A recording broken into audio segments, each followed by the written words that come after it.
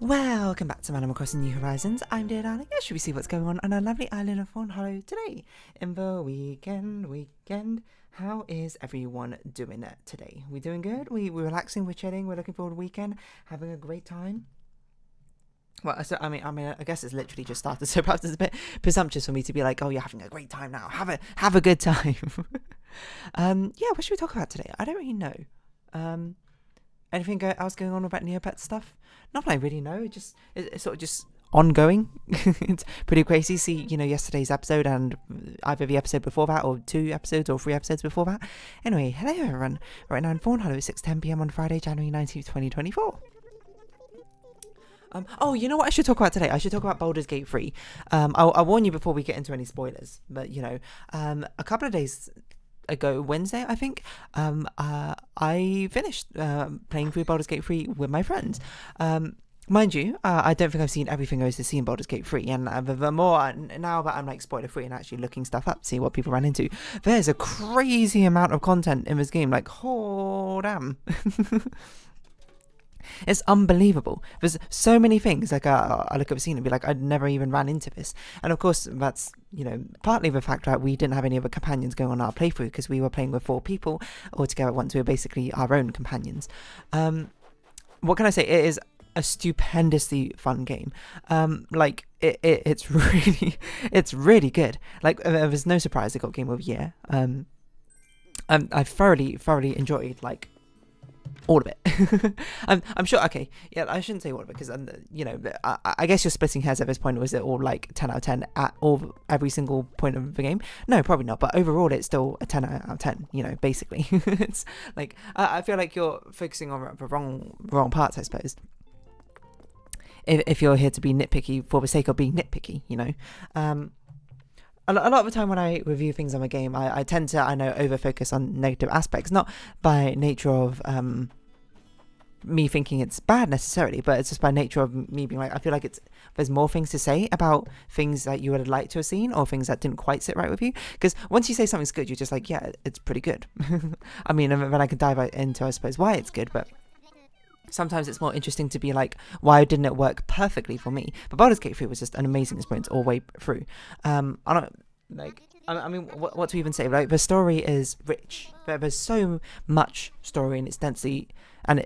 Like, if you're the type of person who loves lore, loves story, loves looking at every single detail, there's so many like NPCs to interact with. There's so many things that you can pick up and read, and like lore-based implications of like scenery, settings, and things like that.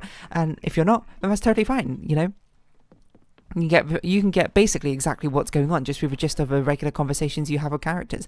The characters themselves are absolute stars. Like, I didn't even do most of the complete stories with the campaign characters, mainly because I couldn't with a 4-man party. But they were absolutely incredibly charismatic, and from the scenes I've seen of like some of the other characters as well, which they are fantastic. And like some of the story arcs are so engaging, and it's incredible. It really seems like a game where, don't put this lightly, your choices actually matter. I feel like it's very common for these decision-based games to have like the illusion of these branching story paths, but it's not really branching, I suppose, in much capacity. It's more like you choose 1 or 2, and then the person goes, "Oh, you said 1. Anyway, here's 3." And then if you chose the other short option, it'll be like, "Oh, you said 2. Anyway, here's 3."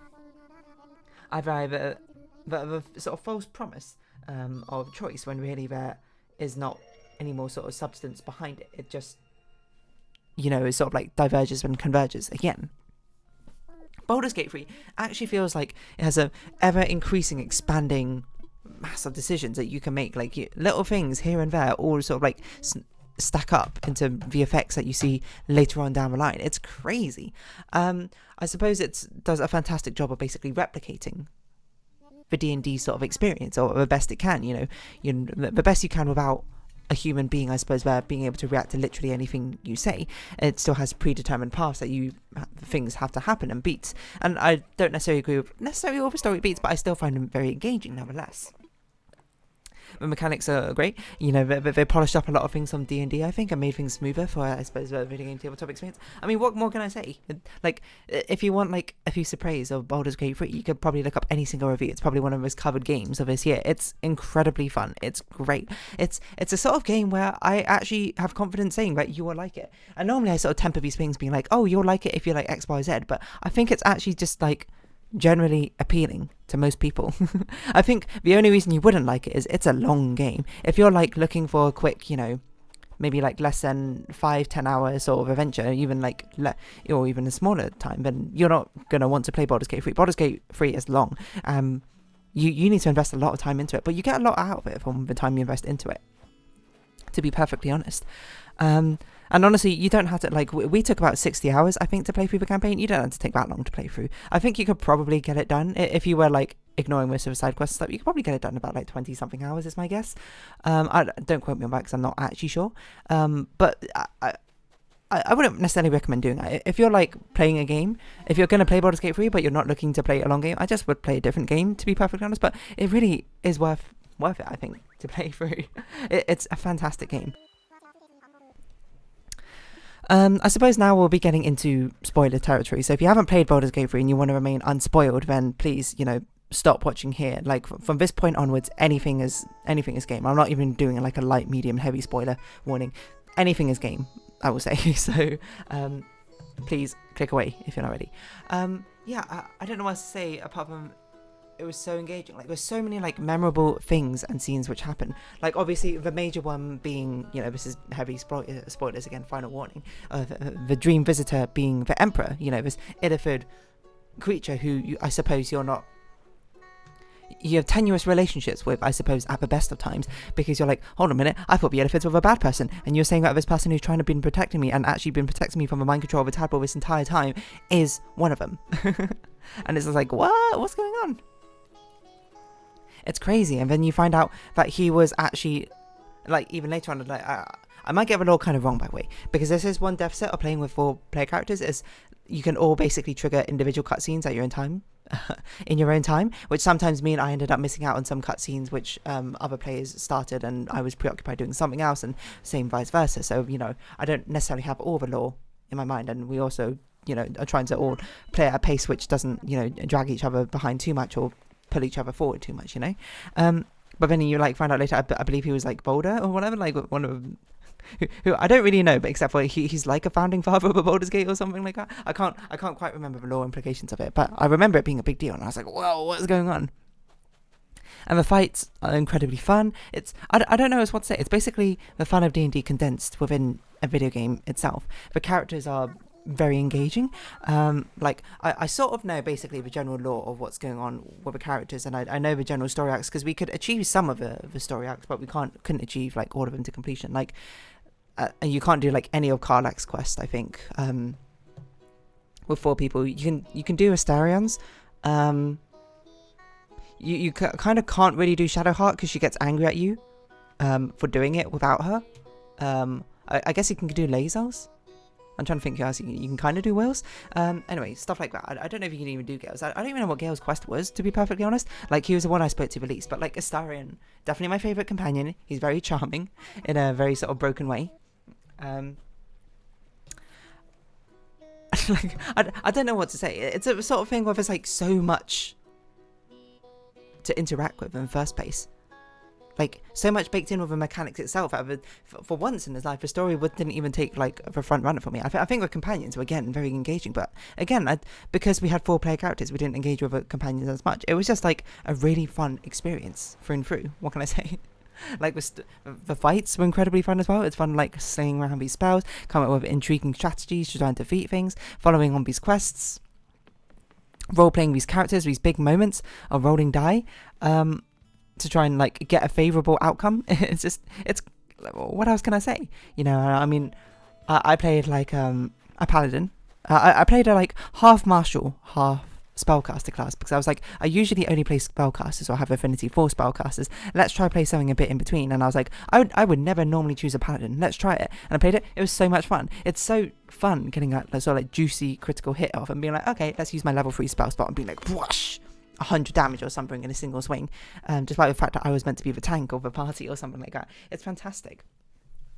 How, it really is one of the taking one of the benefits, I suppose, of D&D is the endless sort of possibilities that you really have, and being able to condense it into a more unified form, because it's quite difficult, to play D&D a lot of time, you have to find a DM, you have to find players and that sort of thing, you have to organise these sort of things, and everyone's fallible in that sort of sense. But a video game format works very well for the fact that it takes care a lot of thinking information for you. You don't really need to think about dice rolls, it does it for you. You don't need to think about whether this hits or not, whether you remember to add all your modifiers or something like that. The game console, the engine itself can take care of it for you. The music was fantastic. The cutscenes were incredibly engaging every single time. Every single time like a cutscene happened, like it would just be like a call for action. People would just be like, "Oh, I'm in a cutscene," and everyone would just like rush over or listen in and be like, "What's going on?" We have to find out exactly what's happening. Who are some standout NPCs or characters in my mind? Let me think. There's such a small character, but there's one of them in the third act, like this golden dragonborn, who she's like an assistant in like a weapon shop, and she's just like got such a charming personality. I was like, oh, completely smitten by this really cute shopkeeper NPC. But who else was really cool? Like the tiefling story was entirely cool. I can't remember, so many names, like Zevlor, right? Well, who was a wizard, had a very interesting story arc, and being able to see the tieflings all throughout the game was incredible. Just like seeing them like saving them in Act 1, seeing them pop up here and there in Act 2 and Act 3 as well. It's like, wow, oh my god. So much going on. And then like the showdowns, of course, between like Kefrek, Oren and Gortash were all very incredible in their own right. Kefrek's was probably the most intense, because it was like, oh, we freed Dame Aelin. That's her name, right? Yes, Dame Aelin. And then she just like rocked up and absolutely just like dropped like 2 crits in a row on Kefrek and like absolutely annihilated him. And we were just like, wow, she's so crazy strong. She's broken. And it just, that's basically, in of itself, it has very tight mechanics, I suppose, and it has a engaging story and plotline to go with it, which by itself would make a fantastic game. But just because of the sheer, like, design of a game itself with all these different interacting systems together, there are, like, thousands of stories you can actually get from the game in the first place, which is its best moment. Even if it didn't have that somehow, that mechanic of you being able to extract your own stories from the way you play, from, like, these different systems interacting, it would still be, like, an amazing game through sheer plot and mechanics alone, even if it didn't have a quite sort of like liberty that D&D itself gives you. But that's how crazy Baldur's Gate 3 is, I think, as a game. And it only gets crazier, I suppose, if you actually fully engage with all the different systems it's trying to give to you, What else can I say? what else are some sort of standout moments? I think one moment which really stands. It's really hard to sort of just like pick them out for my brain, because I mean 60 hours is a lot of information to rifle through. One like really early moment where we were just in a dungeon, and then it was just like me and one friend outside, and like 2 other friends just in the room, and just being like, all right, I'm gonna try and rob the sarcophagus, and then we just like hear off screen like explosions all the time we look over, and it's just like a fiery inferno. It's like, what is going on? That's what I mean by this game is chock full of stories and your own experiences which you can have via playing the game, which only had to be experienced. Like even if you're playing single player, like that's what the companions are there for. The companions are so like incredibly fleshed out as personalities. There's such a driving force, I suppose, behind them, that they will have their own moments. I'm not saying they're going to replace a human being. Let's not go that far, but they can give, just as engaging a story as a human being could, I suppose, within the same story, which is crazy. And there's so many like small mechanics and little details of things which just end up happening, which you never really think about. Like how many alternative ways there are, I suppose, to go about battles. Like one of them was like fighting this, I can't even remember, like was wealth or money or coin robot automaton sort of thing, and then like one of my friends like managed to talk away out of having like to actually fight it and fight everything in it. But then like you could fight it if you perfectly wanted it. You could just pay it, I believe, to actually just like pass through the toll booth. There was things like that. And apparently you could play as like a Dark Urge and have like a whole different like story basically going on at the exact same time. It's fascinating what can happen. and just like a glimpse into the alternate timelines. Like there's one time where you had to protect Isabel because she's got like a protective ward going around like everyone in the town, and we actually accidentally, like on the first time playing through, we let her, well not first time, like before we reloaded the save, she died, which was not on our intention. We didn't want her to die. It was just like some poor luck, I suppose, with the AI and that sort of thing.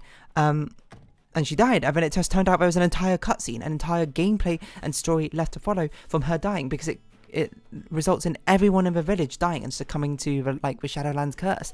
And then the cutscene which follows on from that, it's sort of like, at that moment I was like, I can't believe it. There's like a whole different story here, I suppose, which is following on from a decision which I don't know if many people would even make or something. And the fact that everything is recorded dialogue means that there's custom dialogue basically for everything.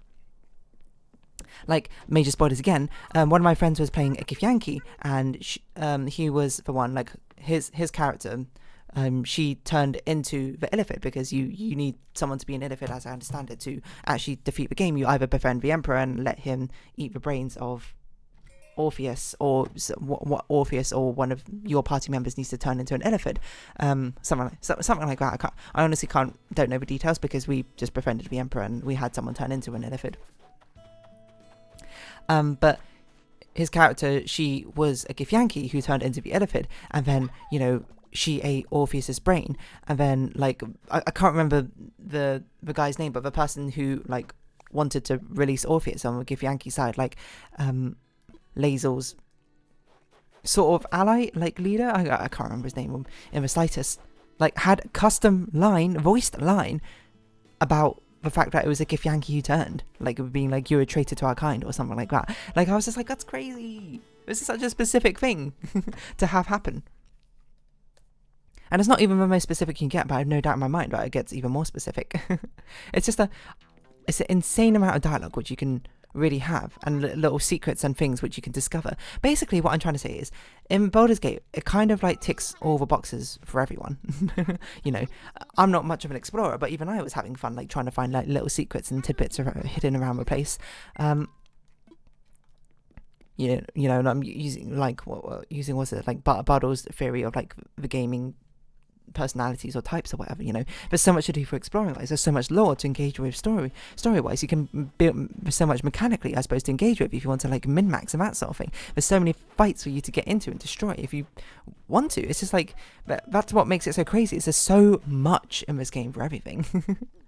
But it also has a sort of, they were pumping out like updates like crazy for like bug fixes and things as we were playing. It didn't matter too much for us because we played over a scale of 6 months, so we never really ran into like any game-breaking bugs. We ran into a few, expected when there's so many systems going on. Like, my friend couldn't summon Connor, like a zombie Connor in battle or something. I can't remember what other ones. Like, a reaction for shield bash like was broken for a long time, but like, I guess it didn't really matter that much. But the only deficit, I would say, for Baldur's Gate 3, the camera control is, it's not atrocious, but it is bad. It's not good. If you keep it centered on yourself like the entire time, it's fine. But like, whenever you want to even like slightly look at someone else, it's terrible. Like, if someone's in a different like map and you double click on them to try and like look, I mean, it will just sometimes teleport your camera back to your character on your map instead of their map. And I'm just like, I want to watch what's happening over there. Like, why won't you let me see what's happening? If there's ever a fight which goes on multiples, like two stories, like 2 floors, like 2 levels of verticality, it's a nightmare trying to figure out what's going on. And heaven forbid there's 3 or 4 floors, because then it's like actually impossible to see what's going on. So I'll say verticality, not the easiest thing to navigate, I think, in the game. But apart from the game is a straight up like 10 out of 10, at least for me personally. It might not be for you. I'm sure there are people out there who will have legitimate reasons for it not being like, for it being like a 5 out of 10 or something for you, which I think would be crazy. But you know, I'm not going to be here to diss your opinion, but there's a reason it was Game of the Year, and I thoroughly enjoyed it. Like, I can't even know what else to say, because the things which I enjoyed about it ended up being very like personal stories which ended up happening, I think, which made it engaging, but might not be so interesting to you. But I would just, like, you probably have your own stories, and if you do have your own stories, feel free to share them, because it's just a fun game. What else can I say? Like, this has been such like one of the worst, I think, like discussions I think about the game, because I did it over such a long time. It's hard to remember everything about it, but it's just generally really fun. But what more could you want for a game? And you get so much money, like so much like gameplay hours out of it. And you can like, it's got a lot of replayability. You can like tailor the game basically to play exactly how you want. That's like unlimited versatility. Anyway, basically worth playing. And on that note, I'm going to round this episode off here. So if you have been watching, thank you very much. It's been Animal Crossing New Horizons. I've been Dear Darling. Likes, comments, subscription, shares, greatly appreciated. Socials, Discord down below. Hope to see each other again. But for now, it's our farewell. So until next time, bye-bye for now.